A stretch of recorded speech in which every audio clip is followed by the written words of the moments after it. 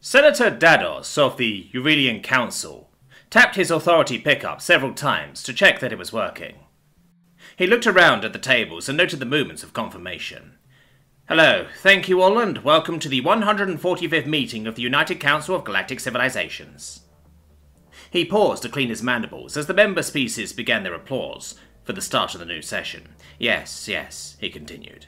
I know you all like your pomp and pleasantries, but me and mine do not. I will get right to the first order of business. He turned his head and focused his multifaceted eye on Mark Angram, the human representative. Human. Mark looked around and then made eye contact with Senator Dados. Yes? You read the petition? Eurelian Senator asked. Mark sighed, leaned his head back slightly. Yes, the cessation. You all really wish to impose this? Grumbles and thumps went around the room. Dados clapped his hands together. Yes, the petition has been signed and agreed on, even by members of your own worlds. He looked up at the members. I say we put it to a vote. Mark raised a hand. Hold on. Yes, I know some humans want the cessation of colonization, but most do not. I cannot stand by and let this move forward. Dados raised his forearms up. I vote yes on the cessation of human colonization of already living worlds. Hand, tendril, and many other manipulated appendages raised up around the large room. Dados looked over at Mark, spreading his mandibles. The ayes take the vote. As of this moment, there will be a moratorium on humans infecting already living worlds with their bile. There will be no intrusion, extraction, or infecting in any way, shape, or form via human means on any world shown to have multicellular life. He then reached over and lifted the poundstone, slamming it back down on the table. Mark made his way back to his office and poured himself a cup of lemonade. Susan, his assistant, stepped in behind him and shut the door. You okay? She asked. Mark shook his head. No, I'm going to lose the next election over this. She bit her lip as she nodded. Yeah, the people aren't happy. Several colony ships have been intercepted already. Mark took a drink and looked at her. I mean, I get it. Hell, Earth is a prime example. You know how many species we lost due to rats being aboard ships? Dozens of flightless birds gone in a few decades. She continued, nodding. Hey, we've gotten good at terraforming. We can still build up worlds. That's not off the table, is it? No, they're still viable, but it's costly and takes time. She walked over and sat down on the lounge chair. Well, maybe time is what we need. We're in this predicament because of how impatient we as a whole are, aren't we? Lax travel standards, little to no sterilization procedures. Mark laughed. You know, early man, they sterilized everything sent into space. When humans first left Earth, they were worried about contamination. Did you know that? No, she chuckled. Yeah, it wasn't until Titan and the realization life grows under every damn warm rock that people quit caring. Overnight, people started mining and growing whatever they could. Every planet, every moon, and eventually other systems, he said, pacing. What are we at? 300? 361 systems, sir, she answered. He sighed as he stopped and took another sip. 361 systems. I guess that's a good first run. We can shift focus to building stations and massive orbitals. Focus on growing the trade lanes, he smiled. Yeah, I can focus on trade. Pivot and promote jobs and manufacturing. It'll be a slowdown, but not a downturn. We can recover from this. She tilted her head. Maybe, but it's an end of an era. Yeah, the land grab is over. Fucking Xenos. He near jumped as a tap came at the door. Susan got up, looking at him as she slowly went to the door. She touched the viewer and looked. She then turned back towards the senator. It's a glim. What do you want me to say? Mark paused for a moment. A glim? Here? She shrugged. Let him in. She tapped the button and the door opened. The small six-legged creature waddled in and waited as the door shut behind him. Hello, humans. Thank you. Mark looked down at the grey, thick, muscled creature. Hello to you. How can I help you? I am Waterbearer. My family take water to the dens. Mark smiled. Hello, Waterbearer. He looked at Susan and shrugged. Waterbearer looked back and forth at the two humans. I came to tell you from my people. I was told to tell you. Don't stop. Mark stared at the short creature. Don't stop what? Waterbearer fidgeted on his legs, bouncing back and forth. Don't stop. Don't cessation. Mark laughed. What? They just voted. We have to. Waterbearer moved his small manipulator splines near his head. No, you don't stop. Susan lifted her hand towards Mark and leaned down. Waterbearer, look at me. The Glim turned towards the human female. She smiled and reached over, touching the soft curves of his head. Why don't your people want us to stop? Your people were some of the ones specifically mentioned in the petition. I thought your people wanted the cessation. He leaned into a warm hand. No, we did not want. Others wanted for us. Mark walked over and sat down on the floor next to the Glim, leaning against the wall. Your homeworld was overrun. Your native fauna and flora near wiped out. Hell, human zoos have more of your species than your world does. Waterbearer looked at him, spreading his spines. The Glim ancestors spent all time growing Vinkin. Vinkin grows slow. It is nature of all Vinkin species. They grow slow and tall. Human plants grow fast, numerous kinds, numerous types, numerous bodies. Humans bring rats.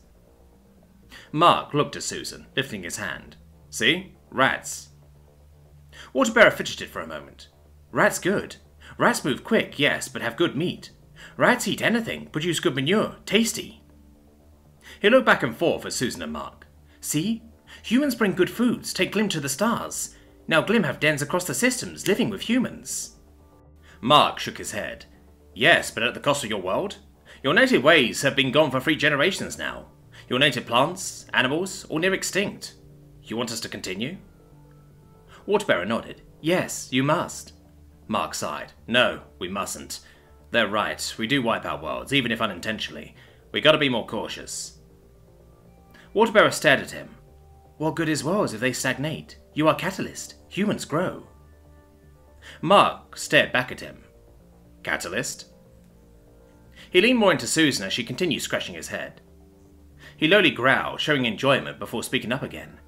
Other species have been studied by the dens. Euralian. They sneak into worlds, mine resources, leave world poorer. Yes, species are left pure, but the worlds do not grow. They are stripped from underneath and left to continue, quiet forever. He fidgeted a bit more. Klaporpas, they harvest. They take life from worlds, eat, let the life grow back. Worlds stay the same, but do not grow, do not change. Susan smiled. But humans? Waterbearer nodded.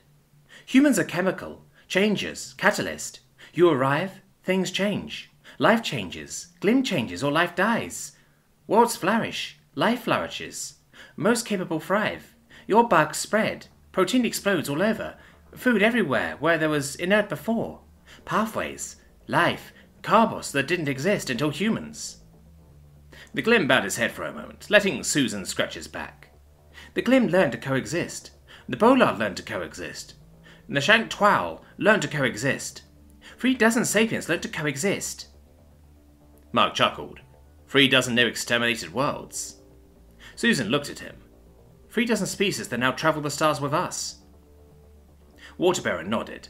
3 dozen species. They would have been forgotten, die on homeworlds. Now they walk stars with your kind. Mark shrugged. They voted. I'm sorry, Waterbearer, but we have to respect the council. Waterbearer lowered his head. Thank you, human Senator Mark, for listening. The Glim will be saddened by your response. Susan stood up and walked over to the door. She opened it and let the short creature exit back into the hall. Waterbearer spent the next 2 days conducting talks via note to hundreds of dens. Word spread and the lower courts invited him to speak before the lower council. The Glim walked up to the podium and looked around at the crews of the 3 dozen. Thank you. I am honoured to bear news to you. The cameras and representatives kept silent, waiting. Waterbearer continued. The humans have made promises. They are bound by law to hold their expansions. They have pulled back ships and travel due to new law by the High Council. They respect the law. It keeps them from warring. Several bulbous Bolwat hissed at the mention of humans at war. He looked over at them. It is good humans do not go to war. Bolwat remember. Fights happened on their world. They know. Good they know. He raised his spines up. They respect the law. All are protected from violence by their laws. Defeat and resignation spread through the assembled as bodies lowered or shrank down into their seats. Waterbearer shook his head. Do not despair. Life will continue. The spreading will continue. Numerous heads lifted. The law states humans cannot spread, cannot infect, cannot take. They made this law for us, without asking us. They assume what we think, but they do not let us sit at the tables to speak. Their laws to protect us do not include us. We are exempt. We are not peoples." He fidgeted, standing a bit taller. He then turned and looked back as the screen lifted behind him. The screen rose and the system was projected on it. He turned and pointed. "Humans bought this system. Now they cannot visit their system. It has been mined, it has been fed upon, and it is now left to rot. Humans cannot catalyze the world." Hisses and groans rolled through the crowd. Waterbearer waited and then continued. "It is for us then to take up the helm." The screen shifted to show a beat-up freight hauler. The Glim had purchased from human spaceship. Bolart clans help refit. He looked to the Bolarts. "Thank you, Senec." A Bolart puffed up bigger than the others and then wafted back small. He continued. "Ships will have rats. Ships will have plants and bees. We will take slimes, soil, worms, molds and fungus with us to the world. We will be new humans." Cheers and hisses erupted from the audience. A loop raised his claw. Waterbearer pointed. "What do we know of that boat's intelligence?" the loop asked. Waterbearer twiddled his spines. "There are two possibilities." The crowd roared with excitement.